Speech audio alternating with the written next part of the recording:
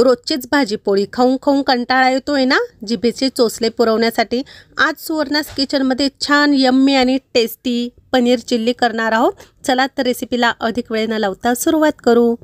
Paneer chilli करण्यासाठी सुरुवातीला आपल्याला 200 ग्रॅम पनीर लागणार आहे। त्यानंतर पनीरचे ना छोटे छोटे काप करून घ्यायचे। काप करून घेतल्यानंतर एका बाउलमध्ये हे सर्व काही काप मी काढून घेते। असे पदार्थ 10 मिनिटांमध्येच होतात, बाहेर जाऊन खाण्यापेक्षा आपण घरच्या घरी सहज बनवू शकतो। आता इथे छोट्या वाटीमध्ये मी 1 चमचा लाल तिखट घेतले। हे लाल तिखट जास्त तिखट नाहीये, त्यामध्ये थोडंसं पाणी टाकून आपल्याला पेस्ट करायची आहे। अशा प्रकारे पातळ पेस्ट करून घ्या। पनीर 200 ग्रॅमच घेतलेले आहे मी, तुम्ही या ठिकाणी वाढवू पण शकता। हे सर्व काय आता लाल तिखट आपल्याला पनीरमध्ये टाकायचे। थोडंसं पाव चमचा मीठ टाकलं आणि 2 चमचे ते 3 चमचे कॉर्नफ्लॉवर टाकायचं आहे। कॉर्नफ्लॉवर लागल तसं टाकायचं। आता हे सर्व काही चांगलं मिक्स करून घ्यायचं। यामध्ये जर पाण्याची गरज वाटली तर थोडंसं पाणी पण अजून ॲड करू शकता। पनीरला आहे ना सर्व काही कॉर्नफ्लॉवर असं कोटिंग करून घ्यायचं आहे। तर हे बघा, चमच्याने काही जमत नव्हतं मला, त्यामुळे ना हातानेच करते। शेवटी हाताशिवाय कोणतीही रेसिपी होत नाही। एकदम छान असं सर्व काही हे मिक्स करून घेतलं आहे मी। त्यानंतर आता याला थोडा वेळ ना बाजूला ठेवू आणि कढईमध्ये तेल तापत ठेवू। थोडंसं तेल गरम होईपर्यंत बाकीची तयारी करून घेऊ।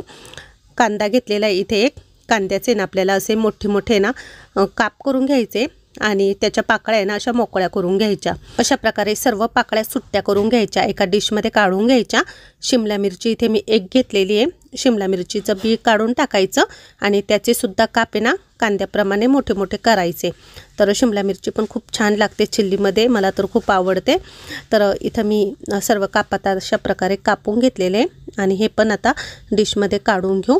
त्यानंतर 1 इंच आलं घ्यायचं आहे। आलं आहे ना पूर्ण चॉप करून घ्यायचं आहे, बारीक करून घ्यायचं। तुम्ही किसून घेतलं तरी पण चालेल, तर मी सुरीनेच असं चॉप करून घेते। आल्याप्रमाणे आपल्याला लसूण पण घ्यायचं आहे, तर लसूण पण मी इथे 10-15 पाकळ्या घेतल्या। आल्याप्रमाणेच आपल्याला लसूण पण बारीक चॉप करून घ्यायचं आहे। शेगडीवरती तेल गरम झालेलं होतं, त्यामध्ये आता आपल्याला पनीरचे पीस आहे ना तळून घ्यायचे। तर मी एक एक करून सोडते। सर्व पीस आहे ना एकदम छान असे क्रिस्पी होईपर्यंत तळायचे आहे।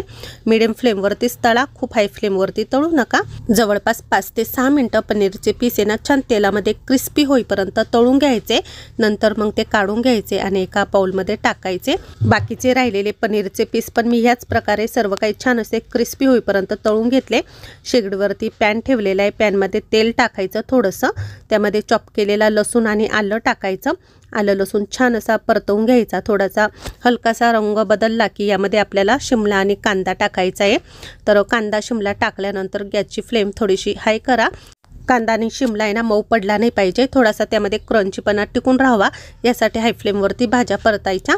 आणि लगेच यामध्ये आता आपल्याला सॉस घालायचे। तर इथे मी 2 चमचे टोमॅटो सॉस घातलाय, 2 चमचे चिली सॉस, 2 चमचे ग्रीन चिली सॉस आणि 2 चमचे सोया सॉस घालायचा आहे।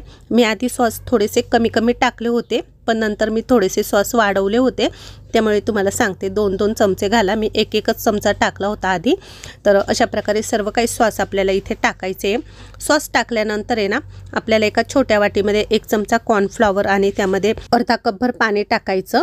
कॉर्नफ्लॉवरची आणि पाण्याची ना ग्लिसरी तयार करायची आहे पातळ, आणि यात टाकायची आणि पुन्हा हे छान असं परतवून घ्यायचं तेलामध्ये। पेस्ट आहे ना परतल्यानंतर अशी घट्टसर थिक होते। त्यानंतर शेगडी बंद करून टाकायची लगेच, आणि शेगडी बंद केल्यानंतरच आपल्याला यामध्ये तळलेले पनीरचे काप टाकायचे। त्यामुळे मग ते क्रंची राहतात, लवकर मऊ पडत नाही। आता या वेळेला आपल्याला हे सर्व काही चांगलं मिक्स करून घ्यायचं आहे। मिक्स करत असताना आपल्याला यामध्ये मीठ वगैरे काही टाकायचं नाही आहे, कारण आपण जे सॉस वापरले ना त्यामध्ये ऑलरेडी मीठ असतं। लगेच आपल्याला गरमागरम पनीर चिली ना खायची आहे। डिशमध्ये काढून घेतलेली मी। तर कशी वाटली तुम्हाला आजची माझी रेसिपी आहे ना झटपट, तर नक्की करून खा पनीर चिली आणि मला कमेंटमध्ये सांगा कशी झाली। रेसिपी आवडली असेल तर रेसिपीला लाईक करा, शेअर करा। असेच नवनवीन पदार्थ बघण्यासाठी पुन्हा चॅनेलवर भेटू। तोपर्यंत सर्वांना बाय बाय।